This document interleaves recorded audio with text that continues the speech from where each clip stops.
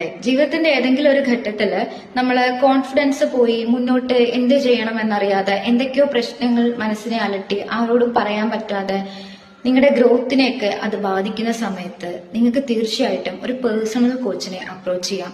എന്നോട് ഒരുപാട് പേര് ഈ ഇടയിൽ ചോദിക്കാറുണ്ട്, എന്താണ് ഒരു ലൈഫ് കോച്ച് ചെയ്യുന്നത്, ഒരാളെ എങ്ങനെ ഒരു കോച്ചിനെ ഇൻഫ്ലുവൻസ് ചെയ്യാൻ പറ്റും എന്ന്.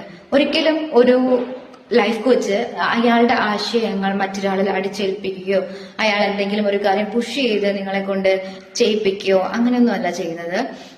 നിങ്ങൾ പറയുന്നത് നിങ്ങളെ ജഡ്ജ് ചെയ്യാതെ കേൾക്കുക, അത് മനസ്സിലാക്കുക. നിങ്ങൾ പറയുമ്പോൾ ആ ഒരു സംസാരത്തിലൂടെ നിങ്ങൾക്ക് സ്വയം ഉണ്ടാവുന്ന ഒരു ക്ലാരിറ്റി, അതിനുശേഷം നിങ്ങളെ കുറച്ച് മെത്തേഡ്സും കുറെ ആക്ടിവിറ്റീസും ചെയ്യിപ്പിച്ച് നിങ്ങളെ ആക്റ്റീവ് ആക്കാൻ നോക്കും, എനർജറ്റിക് ആക്കാൻ നോക്കും. അതിലൂടെ നിങ്ങൾക്ക് ലൈഫിനെ കുറിച്ച് ഒരു ക്ലാരിറ്റി ലഭിക്കും.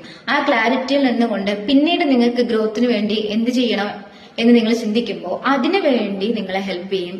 ഒരു ആക്ഷൻ പ്ലാൻ തയ്യാറാക്കി നിങ്ങൾക്ക് ചെയ്യേണ്ട കാര്യങ്ങൾ എന്തൊക്കെയാണ്, ഡെയിലി ലൈഫ് എങ്ങനെയാണ്, നിങ്ങളുടെ ഡെയിലി റുട്ടീൻ എങ്ങനെ മാറണം, നിങ്ങൾക്ക് അപ്രോച്ച് ചെയ്യേണ്ട കാര്യങ്ങൾ, നിങ്ങളുടെ ഗോൾസ് അച്ചീവ് ചെയ്യേണ്ടത് എങ്ങനെയാണ്, അതിനുവേണ്ടി ഒരു പ്ലാൻ തയ്യാറാക്കി അത് എത്ര കാലം എടുക്കും, അതിന് എന്തൊക്കെ കാര്യങ്ങൾ ചെയ്യാനുണ്ട് എന്നെല്ലാം റെഡിയാക്കിയിട്ട് നിങ്ങളെ റിമൈൻഡ് ചെയ്യിപ്പിച്ച് നിങ്ങളുടെ ഒപ്പം നിന്ന് ഒരു കമ്പാനിയനെ പോലെ നിങ്ങളെ ഹെൽപ്പ് ചെയ്യും. അതേപോലെ നിങ്ങൾക്ക് ഒരു ക്ലാരിറ്റി ഗിവറായി, ഒരു മോട്ടിവേറ്ററായിട്ട് നിങ്ങളുടെ കൂടെ കൺസിസ്റ്റൻസി കീപ്പ് ചെയ്യാൻ നിങ്ങളെ ഹെൽപ്പ് ചെയ്യുന്ന ഒരാളാണ് ലൈഫ് കോച്ച്.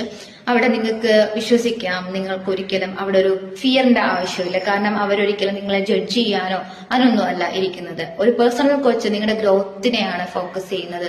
നിങ്ങളുടെ മൈൻഡ് സെറ്റ് മാറി നിങ്ങൾ പോസിറ്റീവ് ആവുക, നിങ്ങളുടെ ലോകത്തെ പോസിറ്റീവായി കാണുക, എങ്ങനെ ലൈഫ് എൻജോയ് ചെയ്യണം, എങ്ങനെ ഹാപ്പി ആയിട്ടിരിക്കണം എന്നുള്ള ലെവലിലേക്ക് നിങ്ങളെ മാറ്റി നിങ്ങളുടെ പേഴ്സണൽ ഗ്രോത്തിൽ ആണ് അവര് ഫോക്കസ് ചെയ്യുക. അല്ലാതെ ഒരിക്കലും നിങ്ങളെ ജഡ്ജ് ചെയ്യാനോ